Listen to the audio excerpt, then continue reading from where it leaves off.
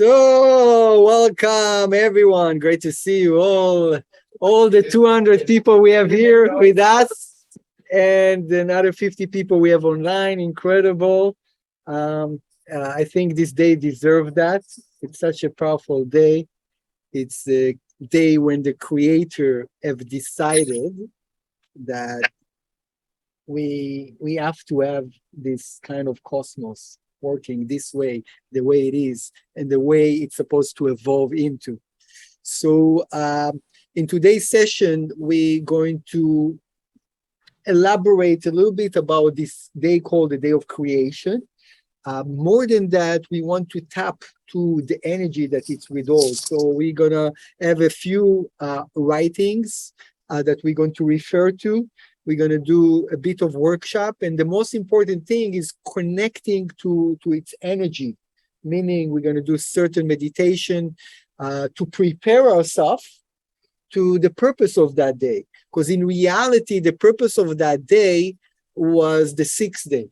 So this is the first day of creation that we are entering to, but the Zohar explained to us that the whole reason why creation took place to begin with, and all the work says that the Creator worked a lot in order to bring everything into place, preparing the planets, the galaxies, constructing whatever everything is needed in planet Earth for humanity really to be able to breathe, to nourish from, and the setup, the cosmic setup of Tikkun was all prepared for us and wasn't done by the Creator, by the way.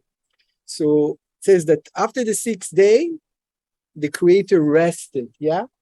So many people think that the day of Shabbat, it's the day of rest because the Creator rested. But usually, when things are in rest, it means things are in peace. So it's like the most powerful day. There is no need to make an effort. Everything is already in peace. Everything is in completion. It meaning also that during the days of the week, we struggle to earn, but on the day of Shabbat, it's considered to be like the free gift. So we can all connect to that. I'm admitting more people here. So the day of creation, we know that this is the moment the Creator have decided as a parent of the vessel. It says that if the Creator had so much desire to share, that's the reason He allow all the vessel to actually receive from the Creator. But we know that in the endless world, it's like a father is holding the baby. There is no mistake that the baby can make. Everything the baby needs, immediately he gets fed. He gets the love that he needs. Everything.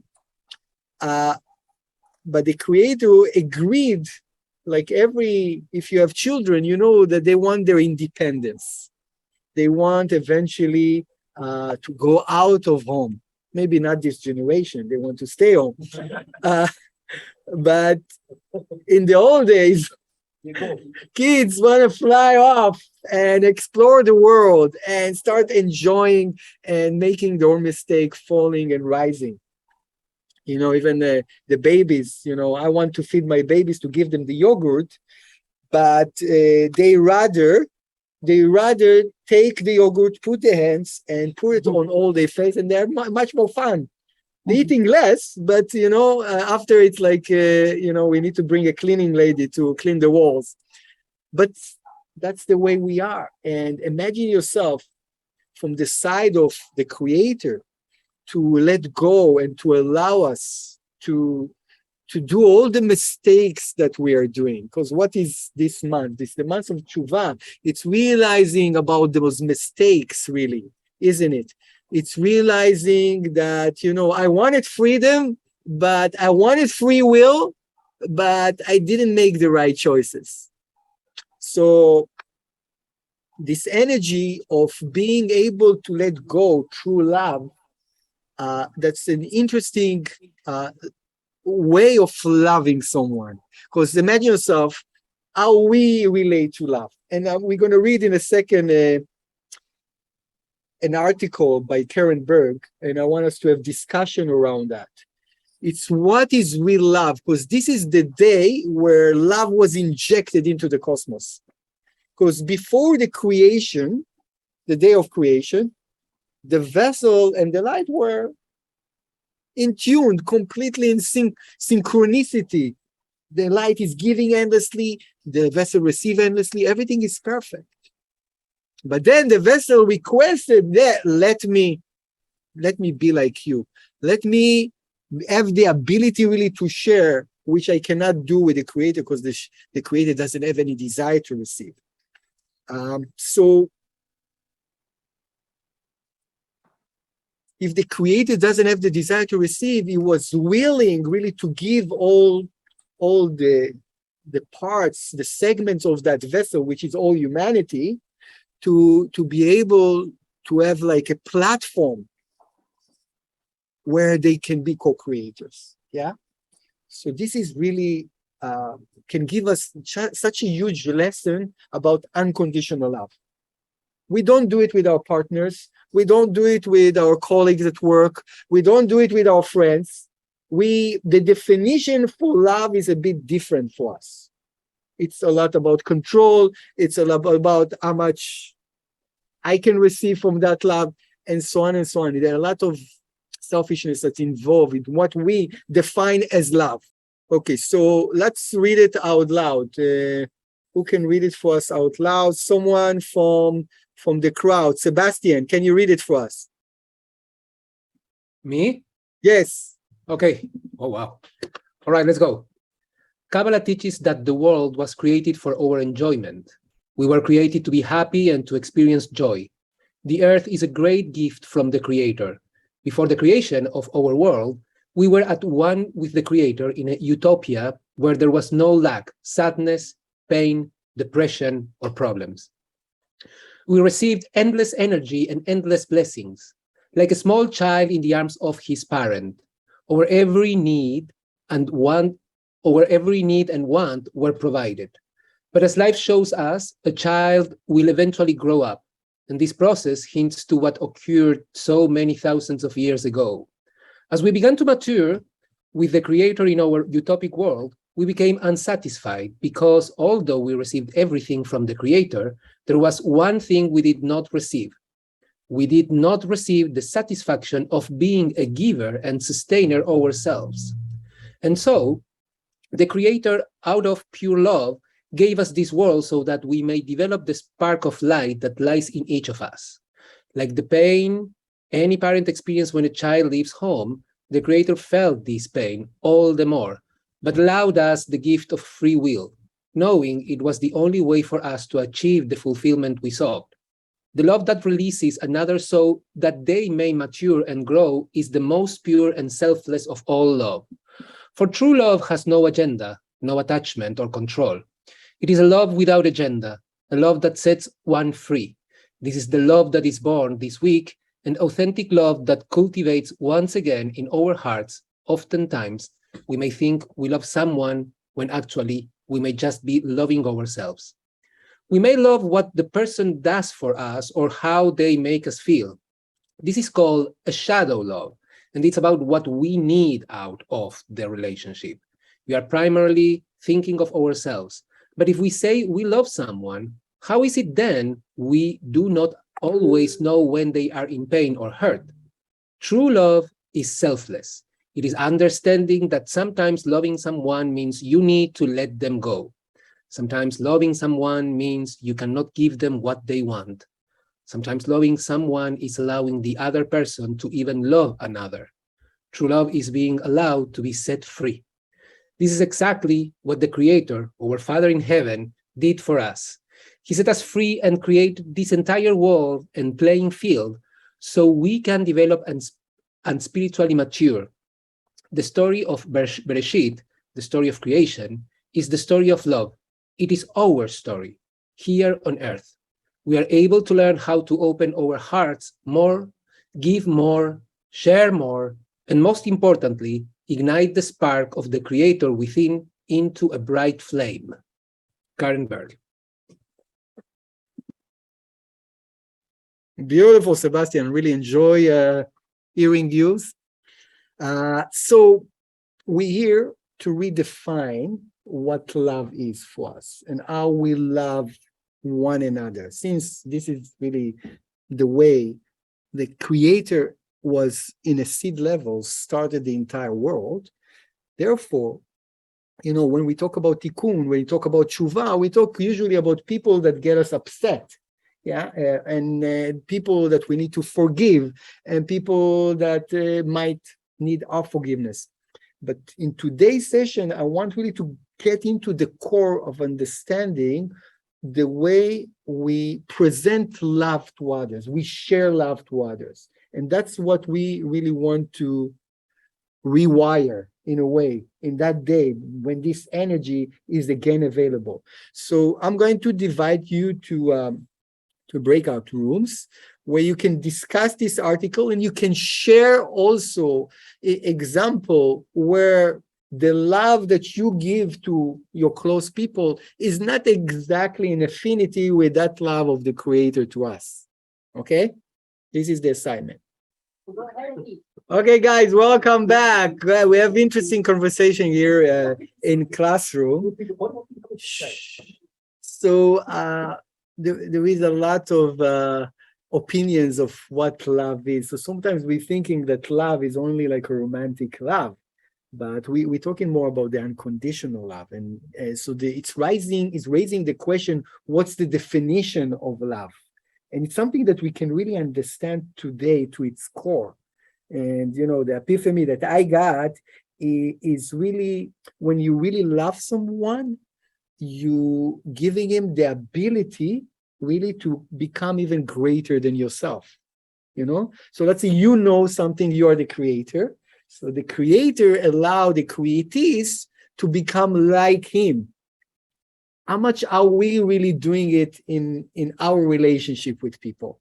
And I want to open this conversation. If someone wants to share from the online, please just unmute yourself. And whatever, from your conversation in your breakout rooms, if someone wants to share something in relation to that, I would love to hear. Good night, everyone. I'm Angel from Venezuela. And we talked about... Great to hear you. Thank you. We talked about that many times we don't love and we have to offer the creator, but with ourselves, so we can give others that kind of love. That's the takeaway of our conversation. And we have to have certainty that everything is in place for us, and we just receive to share.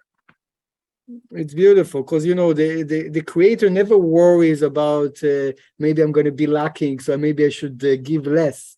The creator is endless resources of giving, isn't it? So it's another way for us really to understand that if we are co-creators, there is no real need for us to think about our needs and our lacks while we're giving love to someone else. It cannot go together, pretty much. Thank you. Someone else wants to share? Hello. Yes. We were talking about the famous phrase about love thy neighbor as yourself. And at the beginning, we were talking about you have expectations when you love and you need to let go, etc., etc. But at the end of the day, it was similar to what Angel said. It's like, okay, you need to love your neighbor as yourself, even if this neighbor doesn't think like you and has different political views and maybe they don't like you, but you need to love them. But in order to love your neighbor as you love yourself, you need to ask your question, do you love yourself? Are you being careful with yourself? Are you being respectful with yourself? Are you talking highly about yourself, but also to do all that without being just to fuel your ego, right? So we were caught in the famous phrase, love thy neighbor as yourself, and we realized that it's very hard. But today we can really understand that if on the seed level, we've been injected with unconditional love, this is truly our core. So anytime that we go in and satisfied with something less or not loving myself because I see all those coverings around my art, I see all my mistakes, I see where I'm not so perfected, and I'm tapping into that more than to the essence of who I am. So of course, yeah, how can I give other than that to other people? So usually if I reflect some kind of a hatred or disagreement toward others, I'm just, am with affinity with the way I feel about myself. I can share. Yes. I share with my group. This is the story about my sister that she had a car accident that was very bad, that the doctor would give like only 50% chance that she would come back. And so I pray at night, I meditated, and what came up finally, I guess during my meditation, I saw the picture that my cousin told me, how she was thrown out of her car and everything. And that at that point, I decided, okay, if that was too painful, I don't want her to come back and feel that pain. And I realized that I want her to come back because I don't want to feel with my own grief. If she would have to, if she died, then I have to deal with that myself here. And at that point, so I let it go, let the creator to decide with her whether she want to leave or she want to go. But at the end, she come back. So, but it was a release for me when I got to that decision. So it was really an act of letting go and allowing whatever the soul of your sister need. Yeah. Right. Yes. Yeah. Even though you're going to feel the lack, you're going to feel the grief and the missing her. Yeah. Yes. True. Yeah. Beautiful. So I want to read you a section from a book called The Thought of Creation, by some of the articles that coming from the Rav Ashlag. And it says there, what does the Creator want from us? Okay. And the Rav Ashlag explains, and our sages have already instructed us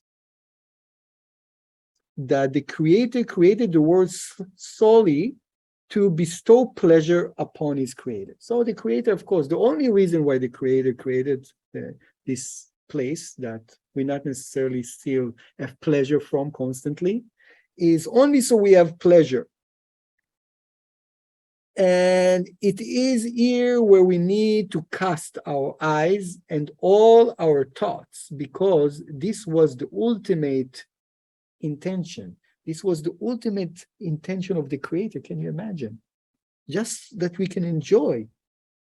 And the action of creating the world, and we have to look into it, since the thought of creation was to bestow pleasure upon his created beings, it is necessarily follow that he would have created a great deal of desire in their souls to receive that which he thought to bestow upon them.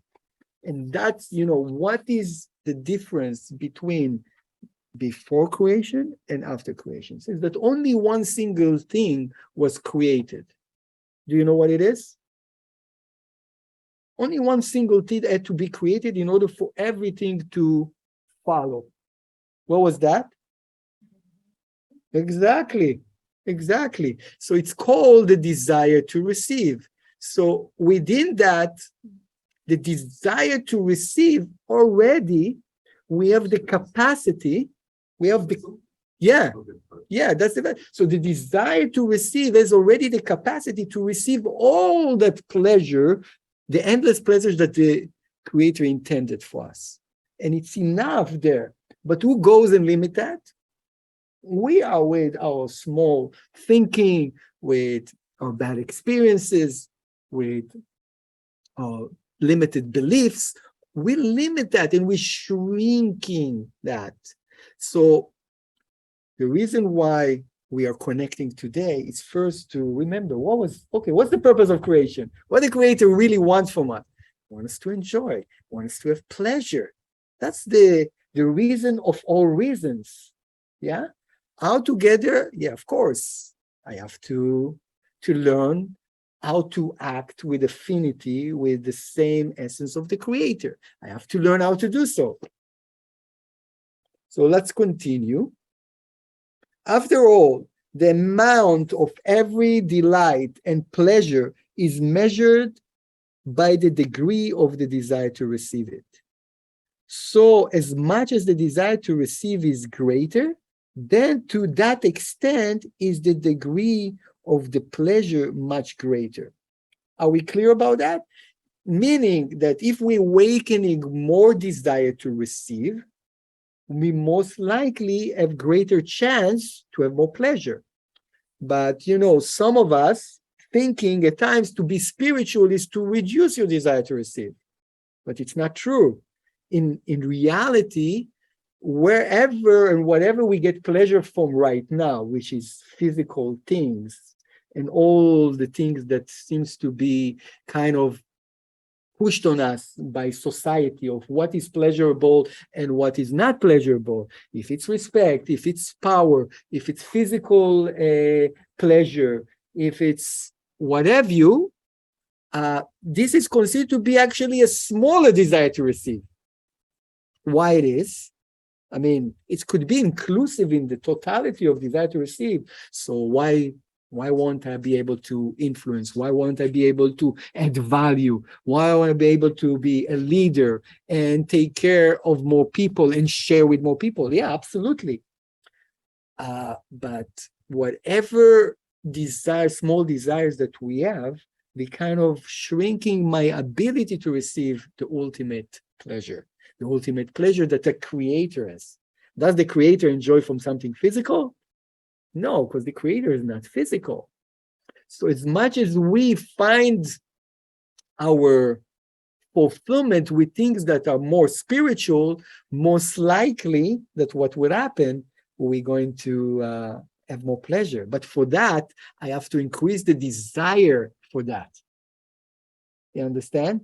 So if my desires is constantly chasing after the mundane things of life, most likely I won't be able to receive that pleasure, and that's where we're missing. So the totality of focus is really, what is idol worshiping that we've been working on and we're going to work on during Rosh Hashanah. It's putting the light secondary, putting the spiritual things secondary for all other things, to my work, to the way I set up my bed, to the clothing that I wear, to what I eat. That's where most of our focus is. But that's considered to be a smaller desire to receive. It's much harder to desire for spiritual matter. You have to work much harder for it. You understand? To awaken that. The very thought of creation will require creating in the soul extremely created desire to receive that would be equivalent to the degree of the great pleasure with which the Almighty had taught to delight the soul. This is because the great pleasure and the great desire to receive go hand in hand. Is that making sense? Questions about that? Yeah, one question from here. Yeah, please. The small desires you talked about, or seeking pleasures in worldly things, it's like you're saying that it's not bad, but it is like Limited. It's limiting. Yeah. I just stop with that. Go for something bigger. That's what I'm saying. But I understand that part, and also like that can be those smaller pleasures that we see can be idol worship. That can be categorized as labeled as idol worship compared to not putting God. So that, I got that part. But what is the ultimate pleasure? All right, I got this. So now, what is the ultimate pleasure that the creator is willing to bestow, and what is the ultimate desire we can have? And that is still way vague. The ultimate is that we can become co-creator. So imagine yourself, you look at all creation and you know that there is someone behind it. First, we need to increase the whole, the appreciation that there is some kind of energy force we call creator, which we don't understand really what it is. But if we look at the creation, we will understand that something that is so vast and so powerful, so we must owe it. And more than that, we can activate a similar force inside each and every one of us that can do similar things. This is where you get the most powerful pleasure you can ever imagine. We acting like creator, we acting like the creator, we emanating the qualities and we being co-creators in the process. Exactly. Exactly. In every given moment, I mean, we're still living in physical reality, but in every given moment, you can decide, are you co-creator or are you a vessel that in need for something? It's like we are being proactive in the creation rather than reactive. More than that, it says in the Zohar that the creation wasn't completed. The creator was so generous with us, saying, you know what? I want you to complete it. I can make it perfect. The creator can make it perfect, but I want you to complete it. This is what you wanted to begin with. You wanted to become like me. Go, complete it. Yes, hi everybody. Sorry, but it is not clear for me, how is it that we become co-creators? I'm sorry, but I'm sure you have explained it already, but it is not clear for me. We need to realize that we have that capacity inside our DNA. Because if the vessel was created from the DNA of the creator, it must have it inside of it. We just need to learn to activate it. But we were so distracted by other things that relates to our five senses, the physical reality, that we kind of forgotten. And that's some kind of memory that we want to bring out to the surface today. What does it mean to be co-creator? It means that if the creator has the ability to create something out of nothing, it means that we can see emptiness and we can create something out of it. We can see chaos and we can make an order. We can see a challenge, we can overcome it. We can see something that is impossible, we can create a miracle. All of those things are built inside our programming. We just need to learn how to activate it. This is what it means co-creator and more. Thank you so much. Okay, beautiful. So now I want to share with you a section from the Zohar, from portion Turma. It's a very famous part of that Zohar. And it's actually relating to Rosh Hashanah. Michael Berg in the last two Shabbat been sharing with us about the covenant, about the Brit. I don't know if you've been able to listen to the last two sessions that Michael did. One, the last Shabbat, and the part of Slichot he did after Shabbat. So the idea of Brit means there is some kind of partnership between us and the Creator. The partnership, which we call covenant. But covenant, you see, like you do it between two countries. There is becoming allies, I keep your back, you keep my back, there is exchange of merchant, there is like mutual kind of ideology, yeah? But it says that the covenant between us and the Creator, and it's interesting because there is something we call Brit that we do for a newborn on his 8th day. And it's related to the Yesod, the Sphira of Yesod. The Sphira of Yesod is the 6th day. Is number 6. And also, when we talk about the creation of Adam and Eve, the humanity, it's also the 6th day.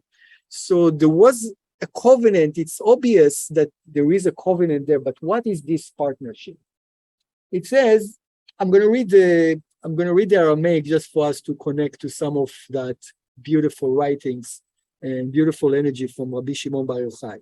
עוף אחי ההוא זכאה באי למרדף בתר חייבה למקנה לבאגר שלים בגין יעבר מינה וזוהמה והתקפה סתרה אחריו ויעביר לנפשה בגין יתחשב עליה כאילו הוא ברא לה ודאו שפחה דסתלק בעיקרה דקדוש פרטים משפחה אחרה והסתלקותה די יתיר מכולה מה יתמה בגין דהו גרים להחפיה סתרה אחריו והסתלקה יקרה קדוש ברוך ועדה כתיב בארון ורבים משיב מאוד כתיב בריתי הייתה איתו ככה זה כל מען דחיד בידי דחי והמשתדל בעל משבק אחרה בישה הוא הסתלק בתלת צילוקים מדלה הסתלק אחי בר נש אחרה גרים והקפה ציתה אחרה וגרים הסתלק בקדוש ברוך הוא ביקרא מגיעים מקיימה כל עלמה בקומה לה בתתה ועל האי בר נש כתיב בריתי הייתה איתו החיים והשלום וזכה למכנה בנין לבנוי, וזכה באו לעלמה, וזכה לעמד דעתה.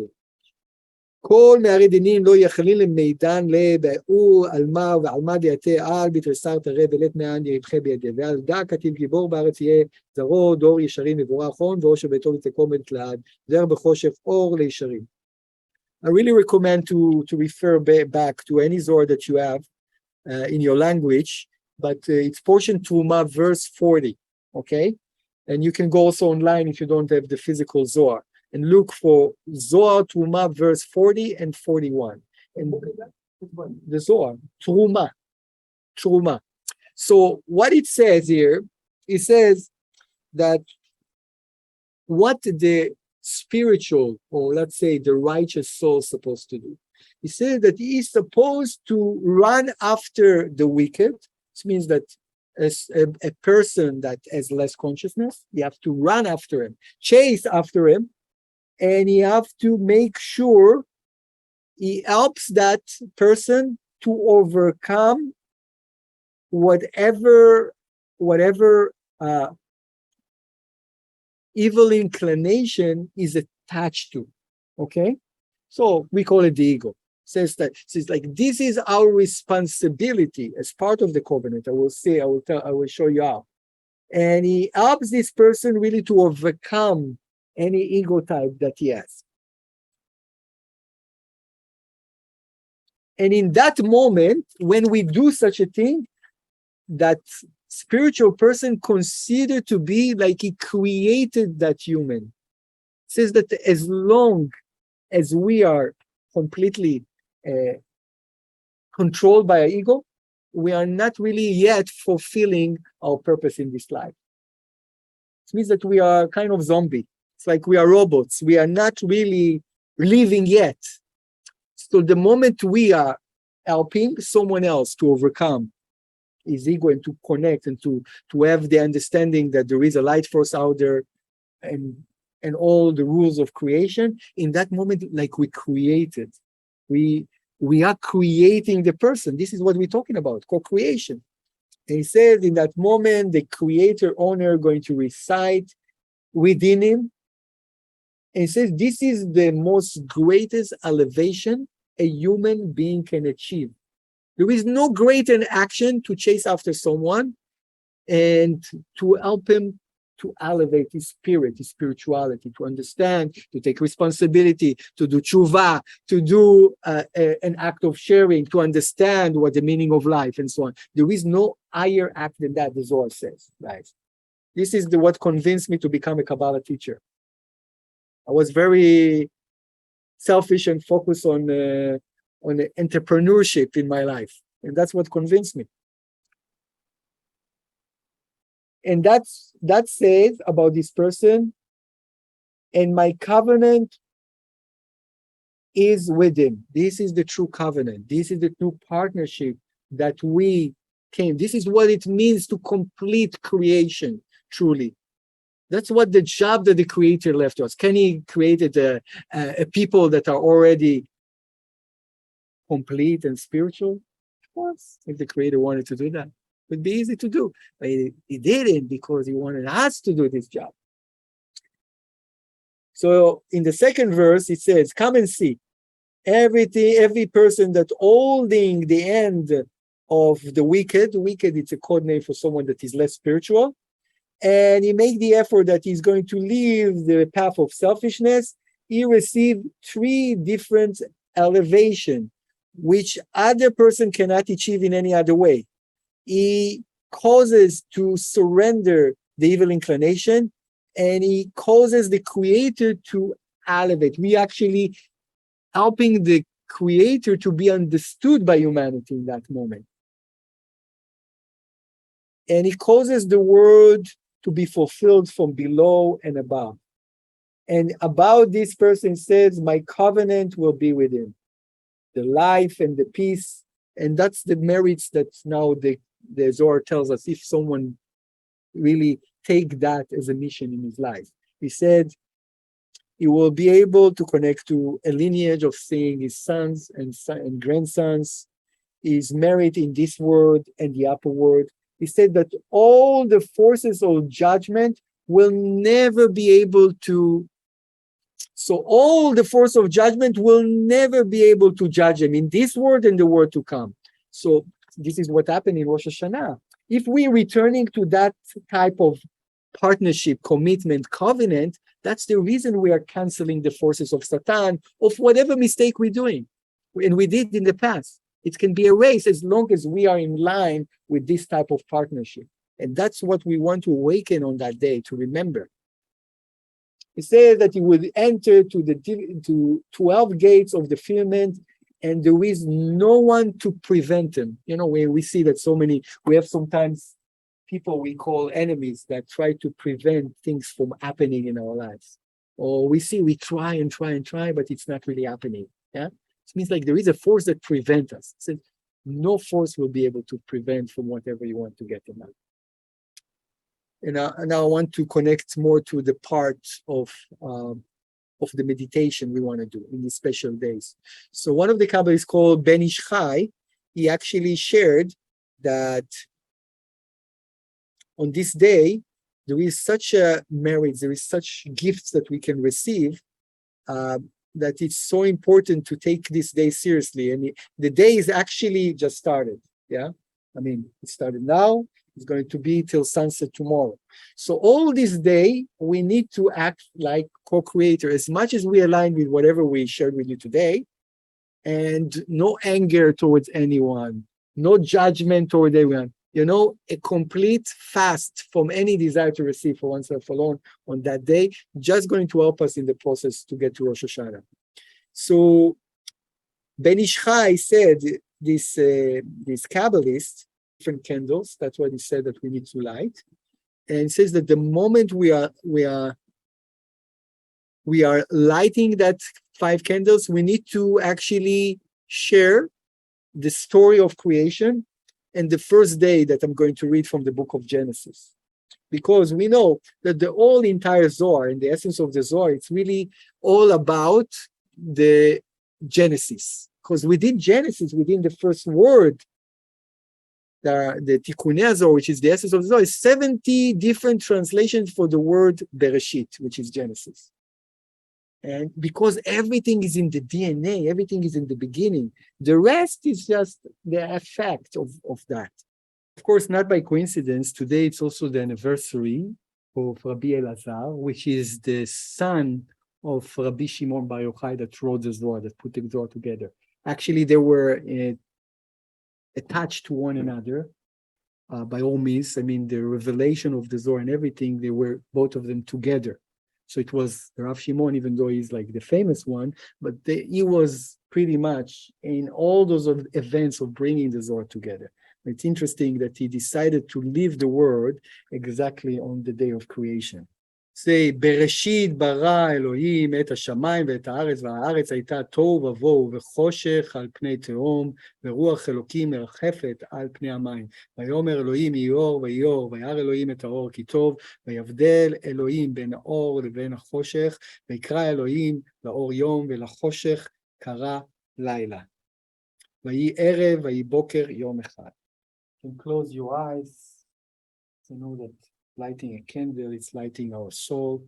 We're going to repeat that again. בראשית ברא אלוהים את השמיים ואת הארץ, והארץ הייתה תוהו ובוהו, וחושך על פני תהום, ורוח אלוהים מרחפת על פני המים.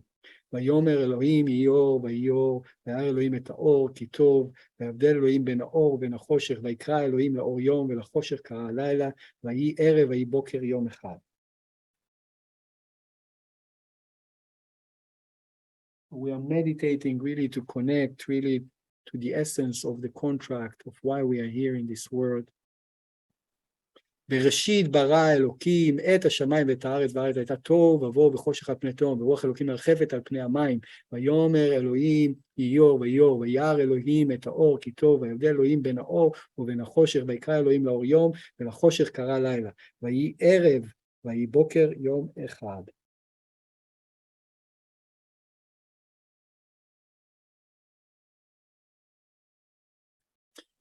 בראשית ברא אלוהים את השמיים ואת הארץ, והארץ הייתה תוהו ובוהו וחושך על פני תהום, ורוח אלוהים מרחפת על פני המים. ויאמר אלוהים יהי אור ויהי אור, וירא אלוהים את האור כי טוב, ויבדל אלוהים בין האור ובין החושך, ויקרא אלוהים לאור יום ולחושך קרא לילה, ויהי ערב ויהי בוקר יום אחד.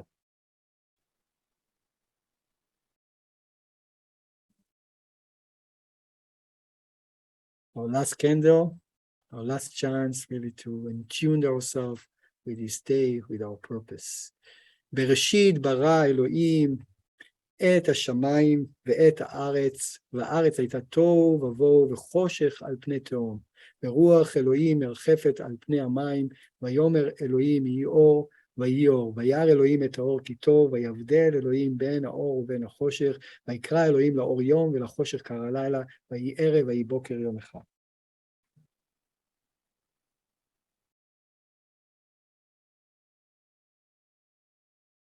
There is another prayer that I'm going to say and try to translate it a bit, just to fine-tune us. See, this is like to bring blessings to all our family members and to bring more life to our life, to be able to have children that are going to be righteous, to bring plenty of sustenance to our lives, and to connect more to the teachings, to the wisdom, okay? So you can close your eyes, come into a meditation mode, preparing ourselves for all the most amazing energy that we are about to be infused on Rosh Hashanah, which is more important even than today. יהי רצון מלפניך, אדוני, אלוהינו ואלוהי אבותינו, שתרחם עלינו ועל בנינו ונשינו, ותעמידנו בקרן אורה, ותאיר לנו בפנים מאירות באור פני מלך חיים. ותיתן לנו זרע קודש, בנים צדיקים, חכמים ונבונים בתורה, תמימים וישרים וטובים, ותרחמנו ותחיינו חיים ארוכים, חיים של שלום, חיים של טובה, חיים של ברכה, חיים של פרנסה טובה, חיים של חילוץ עצמות, חיים שיש בהם יראת חטא, חיים שאין בהם בושה וכלימה, חיים שיש בהם אהבת תורה ויראת שמיים, חיים שתמלא משאלות ליבנו לטובה על עבודתך, ויהי רצון מלפניך, אדוני אלוהינו ואלוהי אבותינו, שתקיים בנו את הברכות אשר ציווית את אהרון ואת בניו לאמור, כה תברכו בני ישראל לאמור להם, יברכך אדוני בשמריך, יאר אדוני פניו אליך ויחונקה, יישא אדוני פניו אליך וישם לך שלום. We know that we are very close to the month of Tishrei, the month of the Libra, the month of judgment. And today, it's the day that the essence of the biggest sharing that ever made in the world, the sharing of the Creator, allowing creation and sharing all what He had with us. So one of the most powerful days actually that we can imitate that, we can have affinity, give charity towards an higher cause, towards something that will allow, as we said from the Zohar, will allow more people to change and to transform themselves, to get out from the field of the desire to receive for oneself alone, from the ego that limits us, unfortunately. It's an act of sharing throughout the day, but the act of charity, as explained in the month of Elul, it's so significant and powerful that it can change our karma, it can change the course of the world karma. Because as much as more people will give, we are changing the cosmos energy for giving the opportunity for more people to give. That's how it is. When you are in a sharing mode, when you have light, you share it with others, immediately the other person feels enlightened and wants to share too. So one of the most powerful times to share, to give charity, it's this month. And one of the most powerful days to do it, it's today and tomorrow. So as much as you can extend yourself to do it, right now the focus of the center is the Berg Scholarship Fund, finding people that are not able really to take courses themselves and sponsoring them, holding their hands and allowing them to come and join the spiritual realm, join to understand more, so they eventually can be co-creator themselves. So please you're welcome to do that. All our events locally and internationally, Rosh Hashanah, Sunday, September 25th to Tuesday, 27th. And of course, the international trip to Israel with Michael and Monica. Whoever wants to jump on that, welcome. We're going there. Many of our friends worldwide will join us. So thank you very much for joining me today and doing this amazing connection.